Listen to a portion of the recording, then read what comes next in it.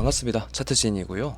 저번에 비트코인 관점 영상을 올려드렸었죠. 가격이 지금 현재 관점 영상을 올리고 나서 반등을 하고는 있지만 좀 시원시원하게 올라가고 있는 상황은 아니라 관점이 크게 변동되지는 않았어요. 그래서 현재 보고 있는 비트코인 관점은 저번 영상을 확인을 해주시면 좋을 듯 하고요. 똑같은 말을 좀 반복을 하기보단 많은 분들이 궁금해하시는 이더리움에 대해서 오늘 좀 영상으로 한번 관점을 말씀드리려고 합니다. 이더리움은 제가 좀 관점을 공유해드린 시점부터 정말 많이 올랐어요. 현재 약 60% 정도가 올랐죠. 고점 기준으로.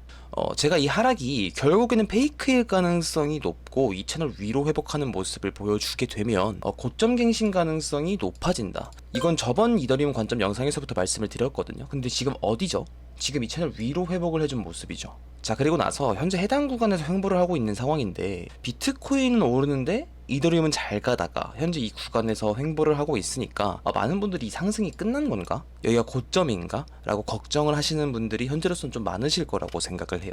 특히 이더리움 장기 홀더 분들은 비트코인이 하락한다 이런 말도 많다 보니까 그렇게 생각을 하실 수가 있죠. 제 생각에 대한 결론부터 말씀을 드리면 저는 이더리움이 이제 시작을 했다라고 봅니다. 다만 상승까지의 그 시간이 좀 소요가 될 수 있다 정도뿐이지 저는 여기가 고점이 될 가능성은 정말 희박하다라고 생각을 하고요. 저는 결국에는 이 고점을 넘어줄 확률이 더 높다라고 봐요. 그러면 왜 이더리움은 여기가 고점이 아닌지, 그리고 이 고점 부근 또는 이 고점을 넘는 상승이 나와줄 수 있을 것인지에 대해서 차트 분석과 도미넌스, 작은 흐름을 파악을 해서 여러분들이 좀 이해하기 쉽게 설명을 드리고자 합니다. 우선 그 전에 매일 실시간 관점은 텔레그램에서 진행을 하고 있기 때문에 댓글과 더보기란에 있는 차트진 관점방에도 참여를 해주시면 기준점이 없는 분들이 매매를 하실 때 도움이 많이 되지 않을까 생각을 해보고요.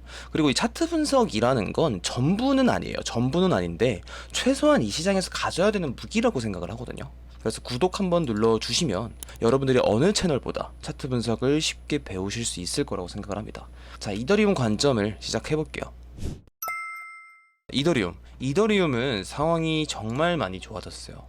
이 하락이 나오기 이전에 이 상승 채널이 첫 번째로 메이저한 지지 라인이었고, 두 번째로는 2022년부터 시작된 이 상승 추세선이 두 번째 메이저한 지지 라인이었습니다. 메이저한 지지 라인이면 당연히 이 구간에서는 매수세가 들어오면서 가격이 방어를 받을 수 있는 자리인 거고, 그에 따라서 해당 구간에서 롱 포지션을 들어가는 사람이 많은 자리다라고 해석을 해볼 수가 있는데요. 어떻게 되죠? 둘 다 뚫렸습니다. 둘 다 하방 이탈이 이루어졌어요. 가격이 방어를 받을 수 있는 메이저한 지지 라인이 둘 다 무너졌다라는 것은 그만큼 롱 포지션의 청산이 정말 많이 발생을 했다라고 생각을 해볼 수가 있는 거죠. 자, 여기서 이 상승 추세선까지 무너진 상황에서 볼게요.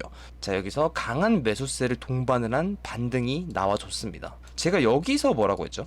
이걸 봤을 때 결국 이 지지 라인에 들어간 롱 포지션은 다 죽은 상황이고, 그 상황에서 더 강한 매수세가 들어왔다. 그 말은 결국 이 지지 라인을 이탈을 한 하락은 개미털기일 가능성이 높고, 결국 여기가 이더리움의 저점, 그리고 지금부터는 상승 추세로 전환이 될 수가 있다. 그러니까 이 하락이 페이크일 가능성이 높다라고 말씀을 드렸어요. 그리고 이 하락이 페이크로 결정이 되는 건 이 상승 추세선 위로 회복, 그리고 이 상승 채널 위로 회복을 했을 때 결정이 된다. 그러니까 이 지지 라인을 이탈을 하게 되면 저항 라인이 되거든요. 가격이 여기서는 저항을 받고 하락을 할 수 있는 자리가 된다. 그러니까 숏 포지션 타점이 된다라는 건데, 이 하락이 페이크라면 이 저항 라인을 모두 돌파를 하고 가격이 다시 회복을 할 수가 있다라는 거예요.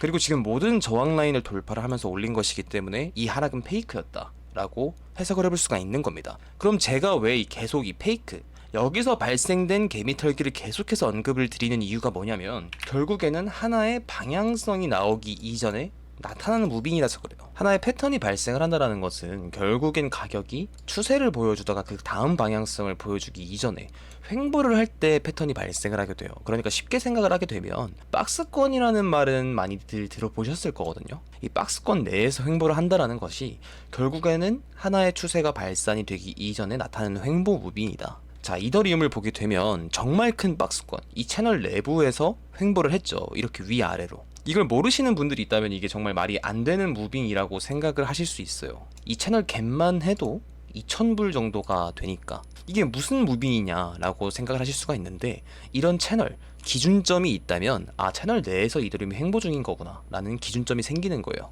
그리고 이더리움은 12월 전까지 이 채널 내부에서 횡보 중이었습니다. 자, 그리고 12월 이후에 이 채널을 하락 이탈을 했어요. 2024년 내내 계속해서 채널 내에서 횡보를 하는 모습을 보여줬지만 12월에 이 채널이 깨지는 하락이 발생을 했다라는 뜻이거든요. 여기서 롱 포지션의 청산이 정말 많이 발생을 했습니다. 당연하죠. 그러니까 지지를 계속해서 받았던 자리니까 여기는 롱 포지션 타점이 되는 거고 목표가는 당연히 이 채널 상단이 되겠죠. 하지만 여기를 이탈을 하게 되면 롱 포지션은 정말 크게 손해를 볼 수밖에 없습니다. 이 채널의 지지 라인이 깨졌다라는 뜻이니까. 여기서 패턴이 하락 이탈을 하게 된다라는 것은 아까 말씀을 드렸죠. 지지 라인이 저항 라인으로 바뀌게 되는 거라고. 그러면 이 패턴을 하락 이탈을 했다라는 것은 추세가 하방으로 이어질 가능성이 높아지게 된다라는 거거든요. 그래서 롱 포지션 손절이 들어가게 되는 거고. 자, 그러면 롱 포지션은 청산을 당했어요. 지지 라인이 모두 이탈이 되었으니까. 근데 더 강한 매수세가 붙었습니다. 그리고 나서 다시 저항 라인이 된 이 구간들을 모두 돌파를 해줬어요. 그럼 이걸 보고 어떻게 해석을 해볼 수가 있냐? 중요합니다. 이 패턴이 종료가 되기 이전에 여기 몰려있는 롱 포지션을 터는 개미터기가 발생이 됐다. 이게 중요한 거예요. 그럼 남은 건 뭐죠? 채널 이탈은 페이크고 강한 매수세가 들어오면서 내부로 들어왔으니까 남은 건 이 채널의 상단의 저항을 테스트하러 가는 거예요. 그러니까 이 채널이 다시 뚫리게 될 확률보다 이 채널 상단에 도달할 확률이 더 높아졌다는 뜻입니다. 이해가 되셨나요? 자, 예시를 비트코인으로 들면 비트코인은 2달간 더블탑 패턴이 진행이 되었고 하락 이탈을 했습니다. 2달간 더블탑 패턴이 진행이 되었던 이 90K 구간은 더블탑 패턴의 넥라인으로 체크를 해둘 수가 있겠죠. 그리고 여기 몰려있던 롱 포지션은 정말 크게 청산을 당했고요. 자, 그런데 더 강한 매수세를 동반을 해서 비트코인은 다시 한번 이 넥라인을 돌파를 했어요. 그럼 뭐다? 이 더블탑 패턴의 넥라인을 하락 이탈을 한 것은 롱 포지션을 터는 개미 털기가 되는 거고, 그 다음 이 넥라인을 다시 돌파를 했을 때 저항 구간을 테스트하러 갈 가능성이 높아지게 되는 거다. 그래서 제가 계속해서 상승장 관점을 말씀을 드릴 때 이 90K를 돌파한 시점, 이 넥라인을 돌파한 시점부터는 숏 버튼을 빼야 된다라고 말씀을 드렸던 거예요. 이 추세가 계속해서 이어질 가능성이 높으니까. 그리고 현재는 비트코인은 전고점까지 돌파를 해줬습니다. 이 추세가 계속해서 이어졌죠. 이걸 보면 이해가 되시죠? 하나의 패턴, 그리고 패턴 이탈 발생, 그리고 더 강한 매수세를 동반한 상승, 그 다음 저항 라인 테스트. 이런 추세가 이더리움도 충분히 나와줄 수가 있다는 거예요. 그걸 비트코인이 먼저 보여줬다라고 생각을 합니다. 근데 이렇게 말씀을 하실 수가 있어요. 비트코인이 빠지면 어차피 이더리움도 같이 빠지지 않나요? 맞습니다. 하지만 저희가 걱정을 해야 되는 건 비트코인이 강한 볼륨을 싣고 하락하는 패닉세, 그러니까 좀 하락장을 걱정을 해야 되는 거고요.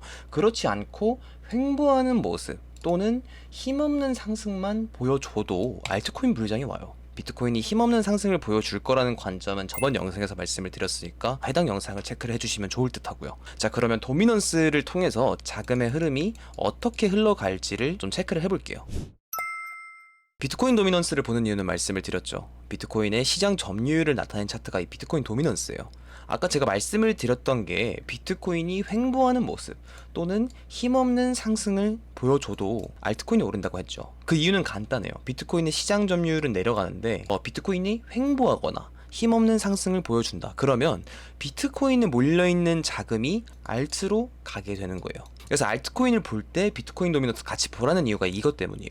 알트 불장을 노리시는 분들이라면 비트코인 도미넌스는 하락을 하는데 비트코인이 하락할 가능성이 낮을 때 이때를 노려야 됩니다. 자, 그러면 지금 어떤 상황이냐? 저는 비트코인이 힘없는 상승을 할 거라는 관점을 말씀을 드렸고, 현재 비트코인 도미넌스의 상승 추세는 무너진 상황에서 현재 리테스트 구간이에요. 리테스트 과정에서도 상승 쐐기형 패턴으로 진행이 되고 있죠. 그러면 이 리테스트 이후에 비트코인 도미넌스가 상승할 가능성보다 빠질 가능성이 훨씬 더 높아지게 되는 거거든요.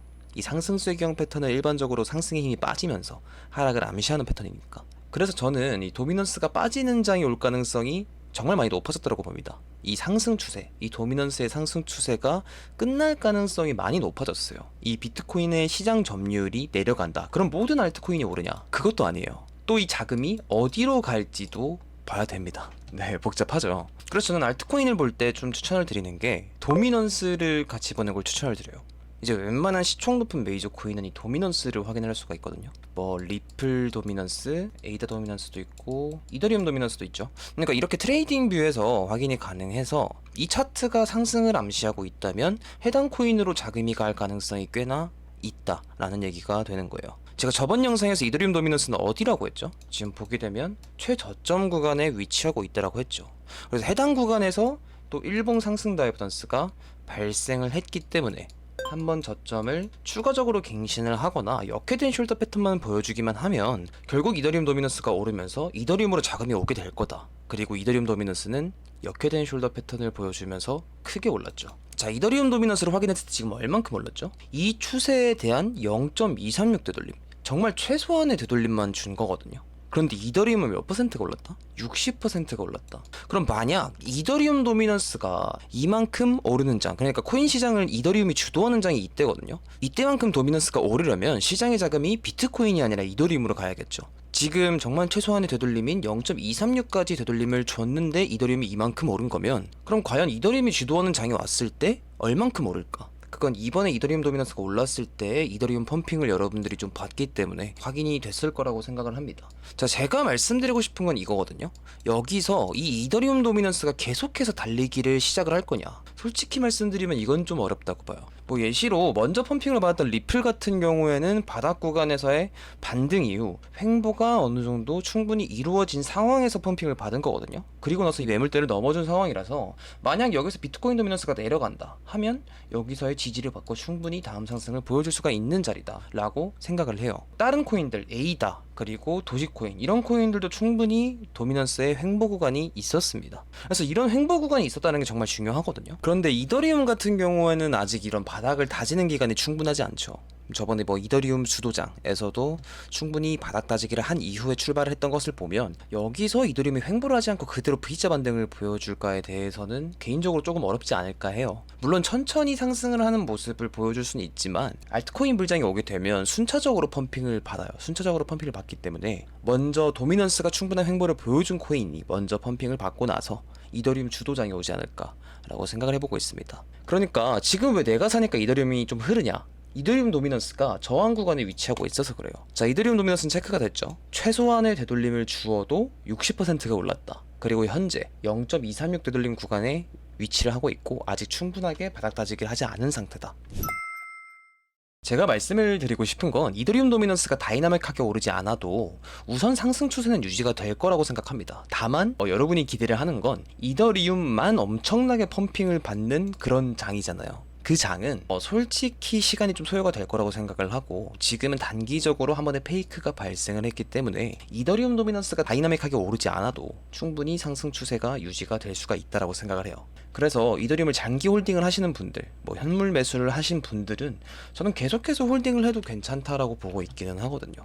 다만 신규 매수를 하기 좋은 구간인가를 좀 생각을 해봤을 때 저항 구간에 지금 현재 위치를 하고 있어서 이 저항 라인을 돌파를 해주는지 먼저 체크를 하는 것도 꽤나 중요해 보입니다. 자, 정말 간단하게 결론만 말씀을 드리자면 하나의 채널이 진행이 되고 있었지만 패턴 이탈이 발생을 했고 이 무빙은 다시 매수세가 붙으면서 말아 올렸기 때문에 페이크였다. 그러면 다시 이 채널 이탈이 나올 가능성보다는 채널 상단을 도달을 하는 게 정석이다. 그리고 이더리움 도미넌스 같은 경우에는 충분한 횡보 기간이 없었기 때문에 이더리움보다는 순차적으로 다른 메이저 코인이 먼저 펌핑을 받을 수가 있을 거라고 생각을 하고 이더리움이 주도하는 이더리움 장은 개인적으로 시간이 좀 소요가 될 것 같다라는 게 이번 영상의 핵심 포인트입니다. 네, 이해가 되셨을 거라고 생각을 하고요. 비트코인 단기 움직임에 맞춰서 이더리움도 단기적으로 움직이잖아요. 그래서 실시간 비트코인 관점은 텔레그램에서 전달을 드리고 있으니까 한번 참여를 해주시면 좋을 것 같고 이번 영상에 도움이 되신 것 같다면 구독 그리고 좋아요 알림 설정까지 한번 남겨주시면 감사하겠습니다.